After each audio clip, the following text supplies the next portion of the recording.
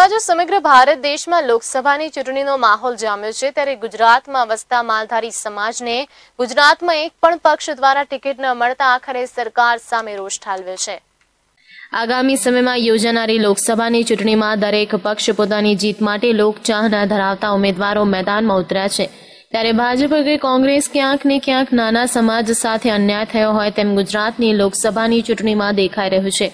ત્યારે ગુજરાતમાં વસતા માલધારી સમાજની એક પણ ઉમેદવારને ટિકિટ ન આપતા આખરે આ સમાજના લોકોએ દરેક પક્ષનો વિરોધ દર્શાવ્યો છે।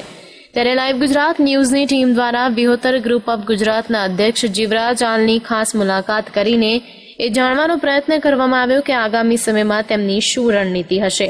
આ ઝડપી યુગમાં ડિજિટલ યુગનો પણ જમાનો છે, ત્યારે ગુજરાતમાં વસતા જીવરાજભાઈ આલે ડિજિટલ યુગનો ઉપયોગ કરી પોતાના માલધારી સમાજના 8 લાખથી પણ વધુ લોકોને પોતાની સાથે થયેલ અન્યાયનો બદલો લોકસભાની ચૂંટણીમાં વોટ ન કરી પૂરો કરવા માટે અપીલ કરી હતી। માલધારી સમાજના નાના કુળના લોકો પણ વસવાટ કરે છે, ત્યારે સરકાર દ્વારા તેમને નોકરી આપવામાં આવે, તેમનું શિક્ષણ વધારવામાં આવે તેવી માંગણી કરી છે, અને જો તેમની માંગણી નહીં સંતોષાય તો આગામી સમયમાં માલધારી સમાજનો એક પણ મત ચૂંટણીમાં આપવામાં આવશે નહીં। મારી સાથે જોડાયા છે માલધારી સમાજના વિહોતર ગ્રુપ ઓફ ગુજરાતના અધ્યક્ષ જીવરાજભાઈ આલ, જેમણે હમણાં જ લાઈવ સંવાદ થકી ડિજિટલ લાઈવ સંવાદ થકી આખા ગુજરાતના માલધારી સમાજને એકત્રિત કરી અને લાખોની સંખ્યામાં યુવાનોને સાથે જોડી અને સમાજની એક ઝુંબેશ ઉપાડી છે, સરકાર સામે ઉપાડી છે। એનું કારણ એ છે કે માલધારી સમાજને સરકારે આ લોકસભાની ચૂંટણીમાં ઘણો અન્યાય કર્યો છે।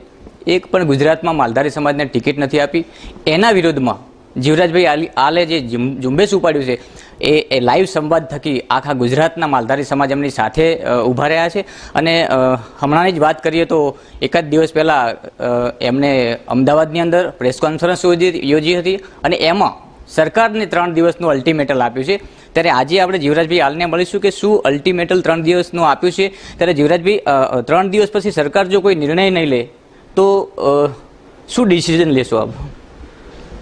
સૌપ્રથમ તો અમે અમદાવાદ ખાતે સોમવારના દિવસે એટલે ગઈકાલે અમે આખા ગુજરાતના અને શહેરોના બધા જ યુવાનો આગેવાનોને બોલાવીને એમની સાથે અમે બધા અમારા પ્રશ્નો અને અમે ટિકિટ નહીં તો વોટ નહીં, અમારા અન્યાય અને અમારા પ્રશ્નોનું નિરાકરણ નહીં તો વોટ નહીં, આ ઝુંબેશને અમે લાઈવ ઝુંબેશ કરી હતી અને એ લાઈવ ઝુંબેશ દ્વારા અમને લગભગ 5 લાખ લોકોએ રીચ કર્યા અને એનાથી વધુ 2 લાખ યુવાનો જોડાયા। એના સિવાય વોટ્સઅપથી માંડી અને ફેસબુક ઉપર આ સૂત્રોનો વધુમાં વધુ મારો થયો। એના કારણે અમે પછી એની મિટિંગ રાખી, કાલે આયોજન રાખી અને અમે કાલે એક ઠરાવ રજૂ કર્યો છે અને એ ઠરાવ દ્વારા અમારા સમાજની જે માંગો છે એ પૂર્ણ નહીં કરવામાં આવે તો અમે 3 દિવસનું અલ્ટિમેટમ આપ્યું છે અને એ જો કાર્ય રીતે પૂર્ણ નહીં થાય તો અમે 20 તારીખની અંદર પ્રધાનમંત્રીથી માંડી અને સીએમ સુધી અને કલેક્ટર અને કમિશનરો સુધી અમે ડિજિટલ રીતે 10 લાખથી વધારે યુવાનો જોડાઈ અને અમે એમને આવેદનપત્ર આપશું, એ રીતેનું અમે કાલે નક્કી કરેલ છે। જે પ્રકારે વાત કરવામાં આવે કે જે પ્રકારે આપણે 3 દિવસનું અલ્ટિમેટમ આપ્યું છે તો 3 દિવસની અંદર સરકાર જો કોઈ પ્રતિક્રિયા નહીં આપે તો આપનો આખરી નિર્ણય શું રહેશે? એના અંદર અમારો આખરી નિર્ણય એ રહેશે, અમારી આખી ટીમ દ્વારા અને આખા માલધારી સમાજ દ્વારા રબારી ભરવાડ દ્વારા એક નક્કી કરેલ છે કે ટિકિટ નહીં તો વોટ નહીં, અમારો વોટ નોટામાં જશે અને અમે આ શક્તિ બતાવશું। આખા ગુજરાતની અંદર માલધારી એટલે રબારીને ભરવાડ દ્વારા અમારા 9% જેટલી વસ્તી ધરાવીએ છીએ। આટલો મોટો ગ્રોથ ધરાવતા હોય છતાં પણ અમારી અવગણના, અમારો બહિષ્કાર કરવામાં આવે છે, જે બહિષ્કાર સહી નહીં લેવામાં આવે અને આખા ગુજરાતમાં રોષ ભરાયેલા માલધારીઓએ હવે એક જ કર્યું છે કે અમારો વોટ નોટામાં જશે, અમે નોટામાં વોટ નાખી અમારી શક્તિ બતાવશું અને ગુજરાતની અંદર સુપ્રીમ કોર્ટ દ્વારા જે રીતનો નિર્ણય કરવામાં આવ્યો છે આખા ભારતભરમાં એ નિર્ણયના આધારે સરકારને આ બાબતે ભોગવવું પડશે। ચૂંટણી પંચ પણ આ બાબતે વિચારશે અને એ બાબતે સરકારને મોટી નુકસાન ભોગવવાની પહોંચ થઈ શકે। જીવરાજભાઈ, એક વાત ચોક્કસ કરીશ કે આપે જે ઝુંબેશ ઉપાડી છે, લાખો યુવાનો અને લાખો માલધારી સમાજ આપની સાથે જોડાયો છે, પરંતુ ક્યાંક ને ક્યાંક વાત કરવામાં આવે તો માલધારી સમાજના અનેક અગ્રણીઓ બીજેપી સાથે અને કોંગ્રેસ સાથે પણ જોડાયેલા છે, તો એમનો શું પ્રતિક્રિયા, એમને એ આપને શું કહેવા માંગે છે? હવે જે લોકો જે પક્ષ સાથે જોડાયેલા છે જો એ સમાજને માનતા હશે અને અમે જે રીતે સમાજની પીડાઓ જોઈ છે, સમાજની વાચાઓ જોઈ છે, અમે સમાજના ગ્રાઉન્ડ લેવલ સુધી પહોંચ્યા છીએ અને જે પરિવારો જ રહે છે, સમજી લો બનાસકાંઠા જિલ્લાની વાત કરીએ તો બનાસકાંઠા જિલ્લાની અંદર પણ આપણા અંબાજી અને દાંતા જે વિસ્તાર છે ત્યાં અમીરગઢ વિસ્તાર છે, વાવ થરાદ અને સોયગામ બાજુનો વિસ્તાર છે, એ જ રીતે કચ્છમાં છે, એવી જ રીતે ગીર બરડો અને આલેચ આ વિસ્તારની અંદર જે લોકો એમની પરિસ્થિતિ છે એ પરિસ્થિતિના આધારરૂપ જોવા જઈએ, જો આ માલધારી આગેવાનો ખાલી પોતાના પક્ષ માટે કરી અને પોતાના સ્વાર્થ માટે કરી અને જો એ કાર્ય કરશે તો એ સમાજ નહીં સાંખી લે અને સમાજ એમનો વિરોધ કરશે.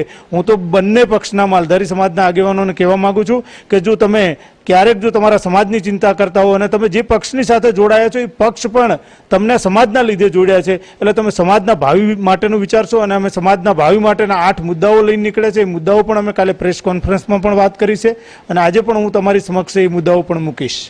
જીવરાજભાઈ, ખાસ એક વાત કહીશ કે પહેલાં સૌ પ્રથમ તો આપણે ડિજિટલ લાઈવ સંવાદ થકી સમાજને એક કર્યો અને એના પછી તમે શિક્ષણની વાત કરી, એના પછી વ્યસન મુક્તિની વાત કરી અને હવે રાજનીતિની વાત છે. તો શું કહેવા માંગો છો? સમાજને શું આપવા માંગો છો તમે? હવે આમ જોવા જઈએ તો આ ડિજિટલના માધ્યમથી આપણે સમાજને વ્યસન મુક્ત બનાવવાનું કાર્યક્રમો પણ કરેલા છે. એ જ રીતે હમણાં જ આપણે જોયું છે લાઈવ ટીવી માધ્યમથી પણ આપણે કર્યું હતું અને જે ઘેટાઓ મરી ગયા તો એ ઘેટાઓને લાઈવ ડિજિટલના માધ્યમથી આપણે 2,05,893 રૂપિયા આપણે એમને ચેક આપેલો છે. અને એક સરકારનો પણ ડિજિટલ સંદેશો છે, તો અમે ડિજિટલ સંદેશા સાથે જોડાયા છે અને આ ડિજિટલ સંદેશાથી આ ગુજરાતભરમાં વસતા 6.5 કરોડની જનતાને નુકસાન ના થાય, એમના પરિવારોને નુકસાન ના થાય, ટ્રાફિક ના થાય, એની સાથે સાથે ક્યાંય પ્રદૂષણ ના થાય, એની સાથે કાયદા અને વ્યવસ્થા જળવાઈ રહે, સરકારને પણ નુકસાન ના થાય, આ હેતુથી અમે લાઈવ ડિજિટલના દ્વારા અમે અભિયાન ઉપાડ્યું છે અને મારા સમાજને પણ નુકસાન ના થાય, ઘરે બેઠા બેઠા આ લડાઈ લડી શકે અને એના માધ્યમથી અમે એક લડાઈ લડી રહ્યા છીએ. અને આજ દિવસ સુધી ઘણા બધા રસ્તાઓના આંદોલનો થયા છે, પણ અમે રસ્તાનું આંદોલન કરવા માંગતા નથી. અમે કોઈ સમાજને નડતરરૂપ બનવા માંગતા નથી. અમે એક સમાજને શિક્ષિત સમાજ તરીકે જોવા માંગીએ છીએ અને અમે દરેક સમાજોની સાથે રહ્યા છીએ. આજ દિવસ સુધીની ચૂંટણીઓમાં અમારા સમાજને ટિકિટો મળી કે ના મળી, અમે અન્ય સમાજોને ખૂબ સાથ સહકાર આપ્યો છે અને આજે પણ અમારો કોઈ સમાજનો વિરોધ નથી, પણ અમારા 2-5% લોકો સુખી હોવાથી આખો સમાજ સુખી નથી. આપ પણ ગમે ત્યાં સર્વે કરી શકો છો. અમારા સમાજના કેટલાય એવા લોકો છે કે જેમને પરિવાર નિભાવવો પણ ખૂબ જ ભારે પડતું હોય છે, તો આવા પરિવારોની ચિંતા કરીને અમે આ પ્રશ્નોને ઉદ્ભવ્યો છે. તો આ હતા જીવરાજભાઈ હાલ, જે રબારી સમાજ માલધારી સમાજના વ્યુહતરફ ગુજરાતના અધ્યક્ષ મારી સાથે જોડાયા હતા અને એમને ડિજિટલ લાઈવ સંવાદ થકી આખા ગુજરાતના માલધારી સમાજને એક કર્યો છે અને એ પણ બતાવ્યું છે કે આંદોલનથી પર રહીને સરકારી તિજોરીને નુકસાન ન થવું જોઈએ, કોઈ પણ સરકારી વાહન કે કોઈ પણ હોય પણ સરકારી તિજોરીને નુકસાન ના થાય, એ થકી જે ડિજિટલ આંદોલન ઉપાડ્યું છે ખરેખર બિરદાવવા લાયક છે. પરંતુ જે એમણે અલ્ટિમેટમ આપ્યું છે સરકારને 3 દિવસનું, હવે આવનારો સમય બતાવશે કે સરકાર શું પ્રતિક્રિયા આપે છે. રાજ ગજ્જર, લાઈવ ગુજરાત ન્યૂઝ, બનાસકાંઠા.